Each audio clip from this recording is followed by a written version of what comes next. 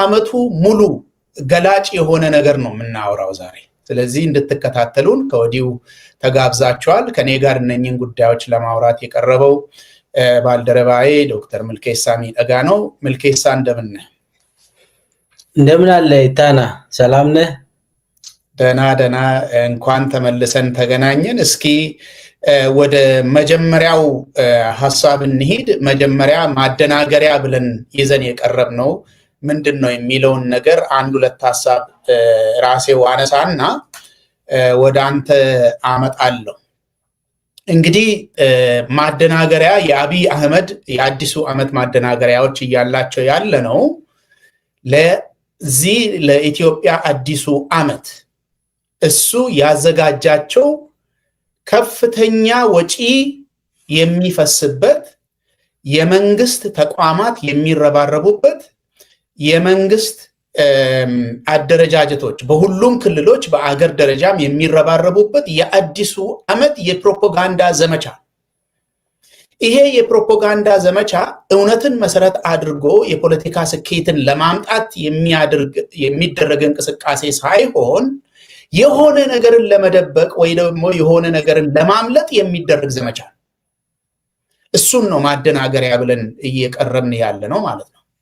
ማደናገሪያ ማለት የሆነን ነገር የሰው አይን እንዳይመለከት እንደ ስልት ወይ ደግሞ እንደ መሸፈኛ ነገር የሚደረግ ነገር ነው።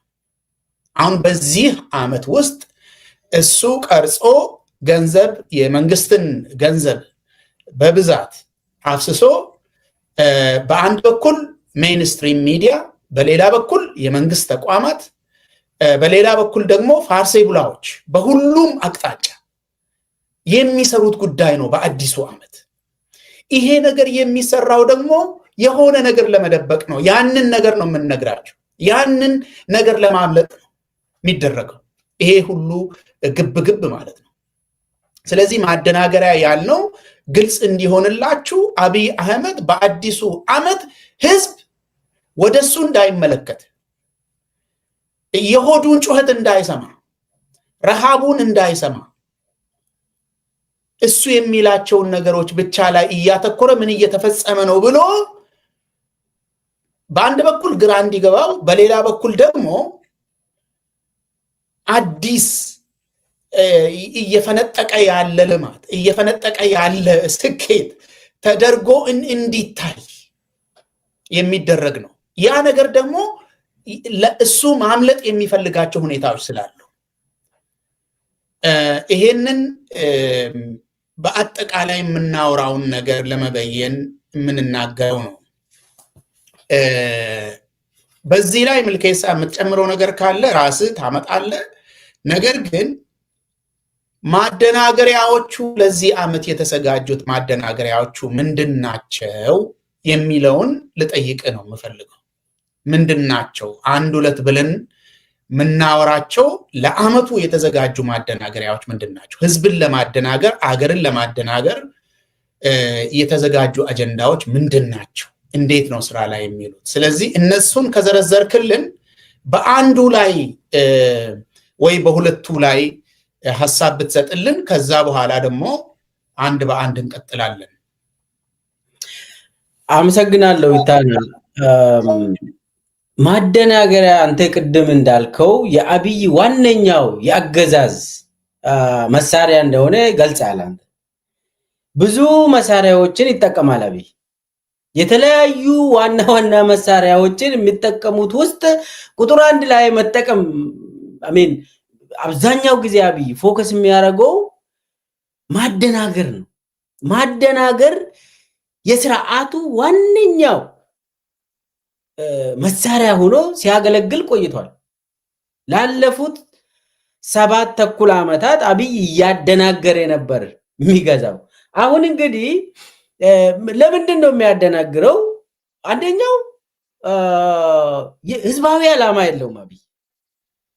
ግቡም ሌላ የተደበቀ ግብ ስላለው እሱም መንበረ ስልጣኑን መደላደል ማጠናከር ከቻለ መንበረ ስልጣኑን መከላከል ስለሚፈልግ አብይ ሁልጊዜ የማደናገሪያ አጀንዳዎችን ቀርጾ በመንግስት መዋቅር በፓርቲ መዋቅር ተከፍሎ በውጭ ሀገር በውስጥ በሀገር ውስጥ በሁሉም በሚሊየን እንደው በቢሊየን የሚቆጠር ገንዘብ ፈሰው የማደናገሪያ አጀንዳዎችን ቀርጾ ነው አብይ የሚገዛው። ስለዚህ አሁን የሚደብቀው ሌላ ነገር አለ። ዋናው ግን ግቡ ያቺ ቤተ መንግስት፣ ያቺ ስልጣን፣ ያቺ አብይ የሚወዳት ነገር ስልጣን ወይ ሞት የምትባል ነገር አለች የአብይ ቤት ውስጥ። ስለዚህ የሚደብቀው የስልጣን ጉዳይ፣ ለዛ ስልጣን ደግሞ መደናገሪያዎችን ህዝብ እንዳይጠይቅ፣ ህዝብ ሌላ ነገር እንዳይመለከት አድርጎ ሁልጊዜ የህዝብን ጭንቅላት ይዞ መንቀሳቀስ ነው። ስለዚህ የኢትዮጵያ ህዝብ ሁልጊዜ የዚህ ሰለባ ሆኖ እንዲቀጥሉ ለማድረግ አብይ ሁልጊዜ ነው በሽመልስ አብዲሳ በክልል ደረጃ አገላለጽ ኮንቪንሲንግ ኤንድ ኮንፊውዚንግ የሚባል አለ። ቺን ይጠቀማል። ማንንን ኮንፊውዝ እንደሚያደርግ አይታወቅም። ብቻ ግን በመንደር ራሱ እንደዚህ አይነት ከአብይ ለምደው ወይ ኮንቪንስ እናደርጋለን ወይ ኮንፊውዝ እናደርጋለን የሚለው እሱ ነው። እና አጠቃላይ አብይ የጸረ ህዝብነቱ ያንን ዓላማ ለማሳካት የጸረ ህዝብ ዓላማዎችን ለማሳካት የሚጠቀመው አጀንዳ ወይ ይፈጥራል ወይ የነበረውንም ይጠቀማል። አጠቃላይ አብይ የማይፈነቅለው ድንጋይ የለም አጀንዳዎቹን ለስልጣኑ ብሎ ለመጠቀም። በአጠቃላይ እንግዲህ ሁሉም ሰው የአብይ ወታደር ሆኖ ሚዲያ ላይ መቅረብ አለበት። ይሄ ካላደረከው ጸረ አብይ ነህ፣ ወይ ትሞታለህ ወይ ትታሰራለህ። በዚህ ደረጃ ነው እንግዲህ አብይ የአጀንዳዎችን ቀርጾ ዋና አጀንዳዎችን ቀርጾ ይንቀሳቀሳል። የተለያዩ አጀንዳዎች፣ ጥቃቅን አጀንዳዎች በየአካባቢው የሚቀርጹ አሉ። ግን ዛሬ አንተ እንደገለጽከው አገራዊ አጀንዳ ሆኖ ግራንድ ሆኖ አብይ የነደፋቸው እነኚህን እንጠቀማለን፣ በዚህ መግዛት ይቻላል ብሎ የሚያምን ነው። እና እንደዚህ ይሄንን ቺን ካስቀመጥኩ በኋላ ዋናዎቹ በፓርቲ ደረጃ ተወስነው በብልጽግና ፓርቲ ደረጃ ማለት አብይ ወስነው በዋና የብልጽግና ሄድኳርተር ጸድቆ ለክልሎቹ ለከተማዎቹ የተሰራጩ ዋና የ2018 ለአዲሱ ዓመት የተዘጋጀው ማደናገሪያ አጀንዳዎችን ዘርዘር እናደርጋለን። እነሱን አንድ በአንድ ልዘረዝራቸው። ዘርዝርና አንድ ሁለቱን ደግሞ ጠልቅ ብለህ ንገረን። በጣም ጥሩ። እንግዲህ አንድ 5 ዋና ማደናገሪያ አጀንዳዎች ተቀርጾ በፓርቲ ጽሕፈት ቤት በጽሁፍ መልክ አባላት እንዲሰለጥኑ ህዝቡ እንዲወያዩ እና ሚዲያዎች እንዲጠቀሙ የተዘረዘሩት ውስጥ አንደኛው የህዳሴ ግድብ ምረቃ ድግስ ነው። ሀገራዊ ድግስ ተብሎ ኢትዮጵያ ትደግሳለች የሚባለው አጀንዳ ማለት ነው። ሁለተኛው የነዳጅ ወይ መዳበሪያ ፋብሪካ ጉዳይ ነው። እሱም እንደ አዲስ አጀንዳ ሆኖ ቀርቧል። ሶስተኛው የወደብ ጉዳይ ወይ አሰብ እንመልሳለን ወይ ደግሞ ከፈለጉ ደግሞ ወደ በርበራ ሊዞሩም ይችላሉ። ነገር ግን የወደብ ጉዳይ ሀገራዊ አጀንዳ ሆኖ ማደናገሪያ ሆኖ እንዲቀጥሉ ተወስኗል። ሌላው ደግሞ ሀገራዊ ምክክር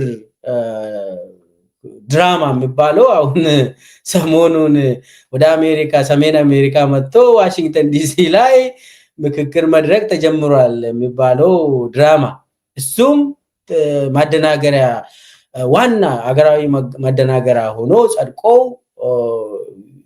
ይቀጥላል። አምስተኛው የምርጫ ጉዳይ ነው። ምርጫ ጫጫታ ይኖራል።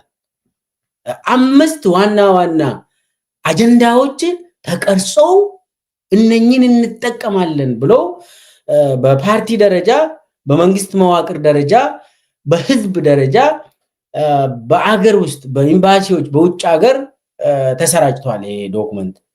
በዚህ ደረጃ ነው እንግዲህ አምስቱን ዋና ዋና ማደናገሪያ አጀንዳዎች እስቲ ትንሽ ስለ ህዳሴ ግድብ ምረቃ ይሄ ድግሱን ትንሽ እናውራ።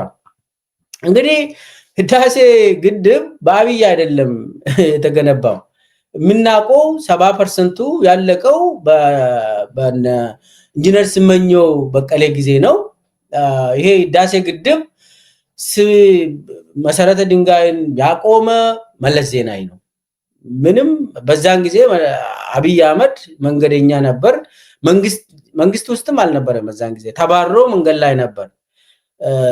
ዛሬ የህዳሴ ግድብ ባለቤት ሆኖ የቀረበው አብይ አህመድ ከህዳሴ ግድብ ጋርም ምንም የሚገናኝ ግለሰብ አይደለም። ከዛ አልፎ ተርፎም አብይ አህመድ ህዳሴ ግድብን የማመንጫው የኃይሉን እንትን በብዙ ቀንሶ በድርድር ለግብጾች አሳልፎ ሰጥቶ ተርባይኖቹ ተቀንሷል። ሜጋዋቱ በብዙ ተቀንሷል። መጀመሪያ የታሰበው 6700 ገደማ የሚሆን ሜጋዋት ነበር። አሁን ዛሬ ላይ እንጃ አምና ማስታወሰው ምንድነው የሆነ ቴስት ለማድረግ የሆነ ሙከራ ብሎ ያስጀመሩት 2700 ነው። አምና ሙከራ ብሎ ያስጀመሩት እንግዲህ በአንድ አመት ውስጥ 3000 ይገባል ወይ 4000 ይገባል አይዶን ነው። እዛ ላይ ደግሞ ብዙ ስቴሽኖች አልተገነቡም። አሁን ዋናው ስቴሽን አዲስ አበባ አካባቢ ነው ተብሎ በዛን ጊዜ የተወሰነ ነገር አለ። አዲስ አበባ አካባቢ ሰዎችን ጠይቃሉ። ዋና ስቴሽን ተገንብቷል ወይ? ምንም። መስመሮች ተገንብቷል ወይ? ምንም የለም። አሁን ሊመረቅ ነው ተባለ። ጳጉሜ 4 እኛ ባለፈው ሳምንት ፕሮግራም ሰርተን ነበር። ጳጉሜ 4 ሊያስመርቁ ነው። ይሄንን ህዳሴ ግድብ የሰራው የኢትዮጵያ ህዝብ ነው። ዋናው ግን የዚህ የህዳሴ ግድብ በታሪክ የማይረሱ ሰዎች እነ መለስ ዜናዊና እነ ኢንጂነር ስመኘው ናቸው። አብይ አህመድ ግን ኢንጂነር ስመኘውን ገለው ህዳሴ ግድብን ለግብጽ አሳልፎ ሰጥተው በአገር ክደት የሚከሰስ ግለሰብ ነው እንጂ በዚህ ሐውልት የሚቆምለት ሰው አይደለም። ነገር ግን እነሱ አሁን ግድቡን አስመረቀ የኛ ምናምን እሱ ጀመረ ለማለትም እየሞከሩ ነው እና እንትኑን ለማደናገሪያ አጀንዳ አድርጎታል። አንደኛ ከዚህም በፊት ከአብይ በፊት የነበሩ አመራሮችና ኢንጂነሮች ይሄንን ግድብ ለፖለቲካ ብዙም አልተጠቀሙ። እንደ ማደናገሪያ ተደርጎ ሳይሆን ሀገራዊ ፕሮጀክት ነው። በየጊዜው ሪፖርት ስለሚደረግ የሚደበቅም ነገር አይደለም። ስለ ግለሰብ ስልጣን የሚወራበት የመለስ ነው የኢንጂነር ስመኘው ነው አልተባለም ከዚህ በፊት። አሁን አብይ አህመድ ባለቤት ሆነ። ስለዚህ አንዱ ዋነኛው የዚህ ለምንድን ነው ችግር የሆነው ማደናገሪያ አድርጎ አብይ ህዝብ የራሱን ጥያቄ እንዳያነሳ የአብይ ፕሮጀክት ተደርጎ እየተሰበከ ነው። ውሸት ነው። የአብይ ፕሮጀክት ሳይሆን በህዳሴ ግድብ ዙሪያ አብይ የሚከሰስ ግለሰብ ነው እንጂ የሚወደስ ግለሰብ አይደለም ብዬ እዚህ ላይ ላቆምና እዚህ ላይ ትጨምራለህ ከዛ ወደ የሚቀጥለው ለመሄድ